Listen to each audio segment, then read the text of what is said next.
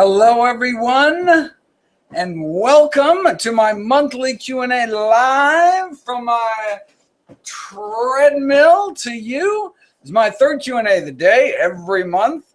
Periscope, do a Facebook Live, and here's the final one of this evening. This is your last chance to get your questions answered. Of course, you may very well see me live over the next week, where I will be in Texas and California and Utah and Illinois and other places probably. Just check out my speaking tour list on the website NutritionFacts.org. Speaking of which, for those of you unfamiliar with my work, every year I read through every issue of every English language nutrition journal in the world, so busy folks like you don't have to, and then compile the most interesting, most groundbreaking, most practical findings into new videos and articles I upload every day to my nonprofit site, NutritionFacts.org. Everything on the website is free.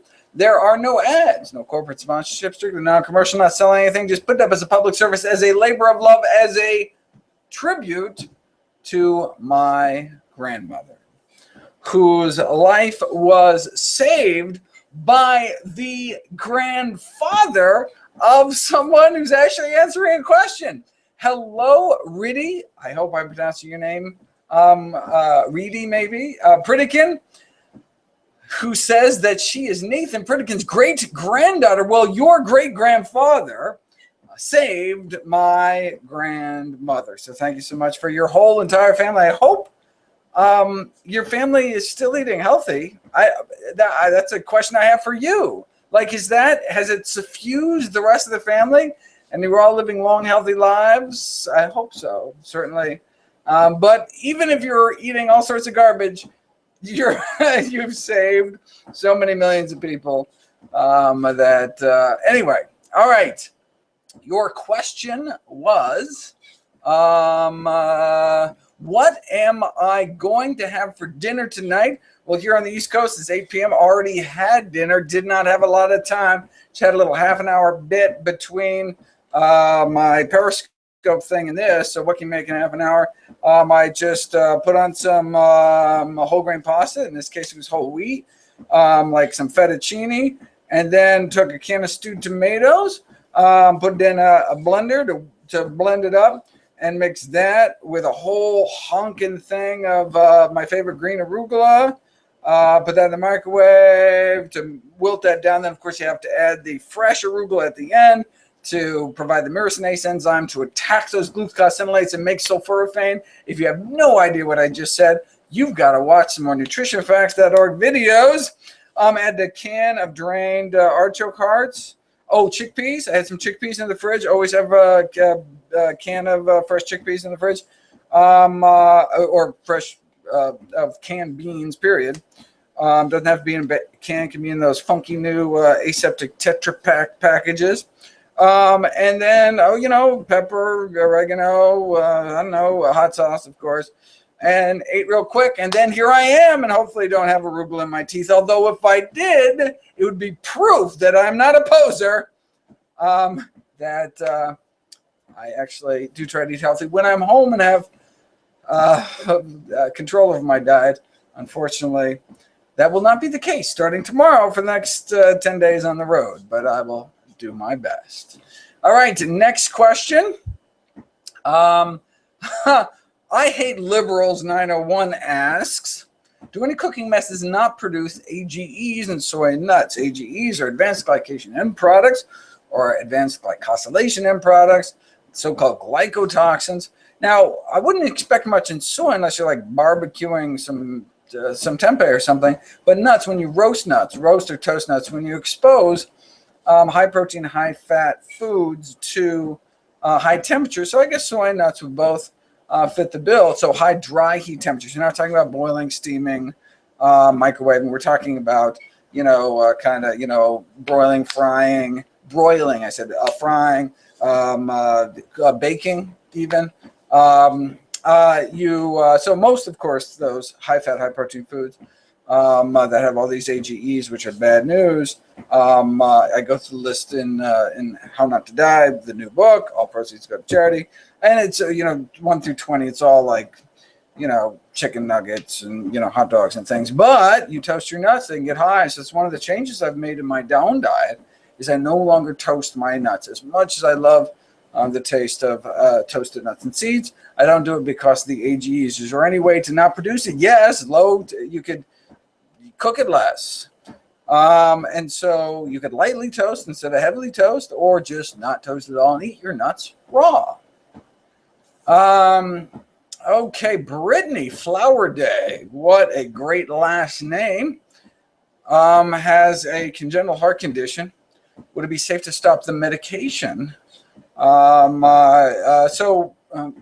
Presumably, we're talking about Coumadin. There's a number of congenital heart, like valvular heart defects, which can create some turbulence that can increase one's risk for clotting. So some people are put on lifelong clotting medications like Coumadin. In fact, healthy diet may actually undermine the benefits of Coumadin, because Coumadin is basically a vitamin K poison, it blocks the body's ability to regenerate vitamin K. And so if you eat lots of vitamin K rich foods, dark green leafy vegetables, then you overwhelm the Coumadin, and you replenish your vitamin K supplies. Vitamin K is critical for clotting, and so you have to basically titrate. Your doctor has to titrate your levels of vitamin K to Coumadin, and then eat about the same amount of greens day to day, and so you don't undermine the effectiveness of the drug. You can certainly go and bring your medical records for a second opinion, but I presume you will be on that for the rest of your life. Yes, congenital. The only way to reverse congenital heart defects is through surgery. However, most people have non-congenital heart defects, have atherosclerotic heart disease, and that can be reversed without drugs, without surgery, just a healthy diet. Another lifestyle changes, which we learned from the great-grandfather of one of the questioners on our chat today. Okay, after Brittany, oh, wow. I just jumped a whole bunch. All right, well, I want to try to do them in order here, so I'm going to go back up. Or should I do the latest first? Well, I feel bad for all the people that put their questions up a while ago. So, wow, there's so many. All right, sorry. All right, I'm just going to run to the end because it'll take me too long to find each question because it scrolls me down to the end and then I have to find my way back. So, I am looking at the latest, which is from J. Mary. J. Mary last night. Is home canned food better?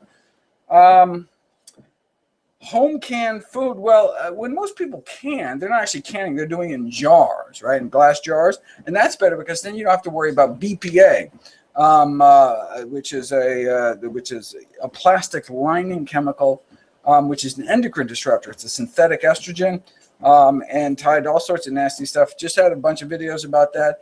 But if your tomatoes are in jars, then you don't have to worry about it. Of course, you have to be careful.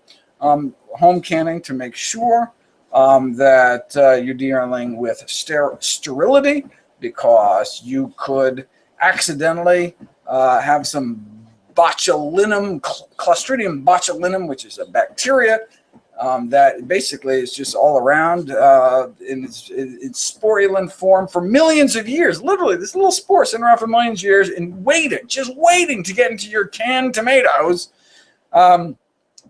Improperly heated canned tomatoes, where all of a sudden there's no oxygen, and then it can wake up after millions of years and produce a toxin that can kill you. The same thing that they inject people with Botox, but it's higher levels, and it's not that you don't get wrinkles, it's you stop breathing. So be very careful if you can your own foods to know what you're doing and not just do it willy-nilly, because you can see if a can has you can tell if a can has been infected with the botulism because it bulges out because of the gas created. But in a jar, you may not be able to see that bulging. And anyway, just be careful. Okay. Oh my God, the questions are going back so quickly. Daniel Zamudio asks, organic or conventional, which do I prefer? presumably you're talking about fruits and vegetables. And I talk about a study in the book published in Food and Chemical Toxicology. It was kind of a modeling study that suggests that if just half of Americans ate a single serving of fruits or vegetables more every day, every year we would prevent 20,000 cancer deaths. Not just cancer cases, 20,000 cancer deaths every year. That's how powerful fruits and vegetables are in preventing cancer.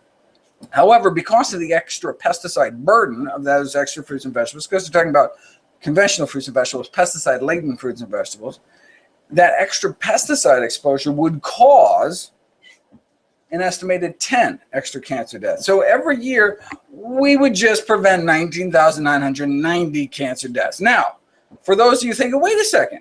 So there's tremendous benefit, tiny bump in risk. Now, for those of you thinking, wait a second, why not get all benefit, no risk by choosing organic? Great. I certainly try to buy organic myself, but we should never let concern about pesticides from keeping us from stuffing our face with as many fruits and vegetables as possible. Even the most pesticide contaminated foods like strawberries and Chilean imported grapes and on down the list, it would still be better for our health if we ate them than if we didn't.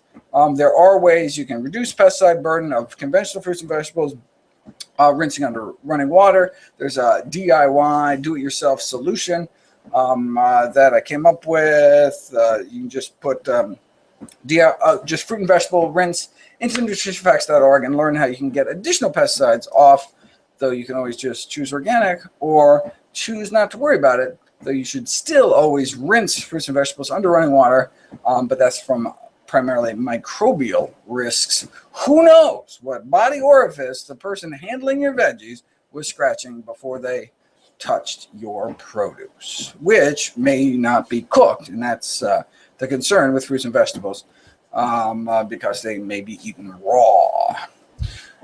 Okay. Wow. Okay. Quick, stop. Questions. Okay. I'm sorry. No, I love the questions. They're going up so quickly that I can't keep track of them. Okay. What do I recommend colloidal silver water? One mind asks. I do not recommend colloidal silver. In fact, you can become silver poisoned by ingesting.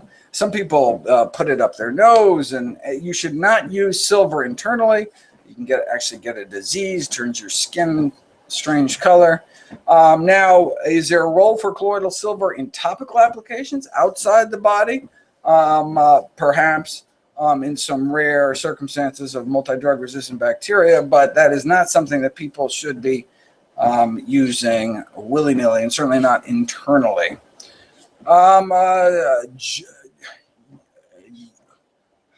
I can't pronounce. I'm so sorry. I can't pronounce some of these names. Joaquim said, where'd you go? Okay, Stinky Boom Boom. Stinky Boom Boom asks, wait a second, where'd Stinky Boom Boom go? I need to increase the size of my chat window here.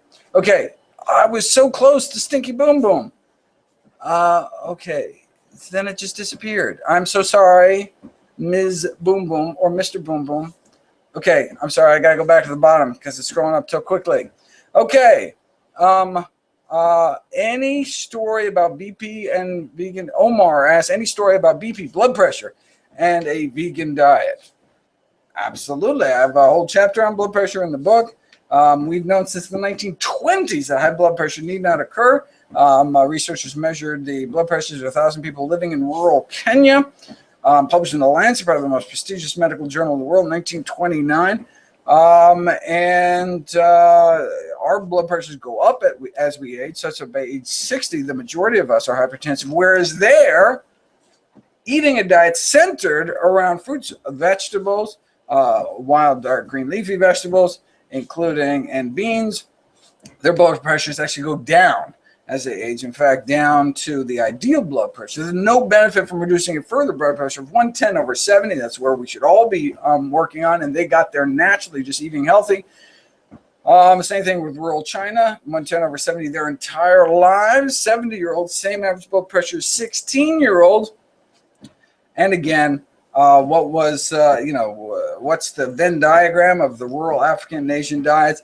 It was plant-based. They would meat only on special occasions. Why do we think it's the plant-based nature of their diets that was so protected? Because in the Western world, according to the American Heart Association, the only folks getting it down that low are those eating strictly plant-based diets, coming in an average of 110/65. So to answer your question, BP and vegan diets average 110/65. Perfect, ideal blood pressures. So that's the diet people should go on and treat the cause. If, however, you are on blood pressure medication, you need to do this with supervision of your physician, because they may need to rapidly wean you off these blood pressure medications, because you can't be on blood pressure. If you treat the cause, eliminate your high blood pressure, you can't be on blood pressure pills with normal blood pressure. You drop your pressures too low, you get dizzy, fall over, can hurt yourself. So ironically, the side effects are not having to take drugs or having to take fewer drugs. So please work with your physician closely to wean yourself off these medications. Hopefully you can get them off completely and then not suffer the side effects, and more importantly, treat the cause of the disease. Okay. Any research on recovery for vegan athletes? Asks Ricky K with lots of question marks. I got a bunch of videos coming up on plant-based athletes, and indeed that seems to be the key, is the recovery time. Just because the anti-inflammatory nature of the diet, it just allows people to train that much harder.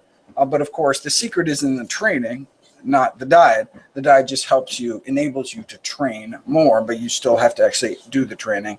No magic bullet. All right, Michael Stiggy asks, are you on? Of course I'm on a treadmill. I walk about 17 miles a day. Of course, tomorrow I'm going to be in a plane on my butt all day. But when I'm home, I have control of my diet, control of my life. Yes, I'm on a treadmill all day. I work at a treadmill desk. I can hear, I'm going to tip the camera down. You will see my, well, I don't know if you'll see that. That's my, I got my keyboard. I got everything there. So then I can get work done. Does that actually show? Okay. All right. I knew I should have put pants on. On treadmill, because being sedentary is not good for you. Even if you exercise, even if you are, go to the gym after work, sitting down for 6 hours or more a day, associated with living a significantly shorter lifespan. I've got some videos about that. Check it out. What is my input on the lemon first thing in the morning? Fine with me. I would just rinse your mouth out with water after eating that lemon or any citrus or any sour food, so as not to erode your dental enamel. Okay, Evan asks, oh, darn it. Evan asked, okay, I'm going to scroll up, see if I can catch up. Yes, should we limit soy intake? I encourage, I think the sweet spot was 3 to 5 servings a day, if I remember my own videos correctly. Because over 5 servings a day, you can increase your levels of IGF-1, insulin-like growth factor 1, which is a cancer-promoting growth hormone associated with animal protein consumption. But if you eat enough soy protein, you can get higher IGF-1 levels too, which is not a good thing. Elizabeth asks, should humans fast? That is a fantastic question. There's a rich literature now. I wanted to do fasting videos, but there was just no science out there. But now there's just been this burst of science on caloric restriction, intermittent fasting, water-only fasting, and all sorts of really cool data. And I can't wait to dig through and do a whole series of videos. I hear you, and the videos are coming. Subscribe at NutritionFacts.org, and you will be the first to know when the first fasting video goes up. All right. Chloe Parker asks, how do I feel about the work of Ray Crowe? I think Ray is a genius, brilliant guy. We share a lot of research. Anytime I come across a really interesting paper that I think will be help his work, I send it to him. He returns the favor. He's got a book. He's working on a book called, I think, Our Broken Plate, something like that. And I'm so excited for its release. He's already published peer-reviewed medical literature. He's a former NASA engineer, smart guy. Kind of reminds me of Pritikin, right? Someone without a medical background, just an engineering background, and just who wants to know the facts. Just show me the data. And he's done a deep dive in the nutrition literature and really has some fascinating stuff. And I've done one video, I think, about his work. I got a bunch more videos coming out about his work. Hey, simple question asked: short films, ABC, macros, what percentage? The question is like, should like 80-10-10, or what's the percentage of macronutrients from protein, carbs, and fat? And the answer is it's the source that matters. As Dr. David Katz likes to say, carbohydrates are lentils and lollipops. So you can't say should I eat more or less carbohydrates, because what does that mean? Same thing with fat. Fat is lard, or fat is walnuts, one of the healthiest foods.